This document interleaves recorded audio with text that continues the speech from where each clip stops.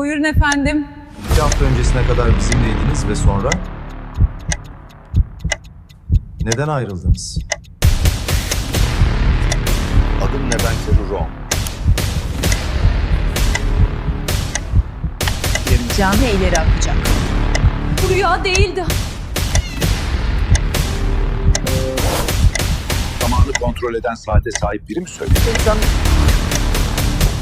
Gerçek oyun başlıyor. Bunlar Fazla. bilgiler. Saat hazır abi.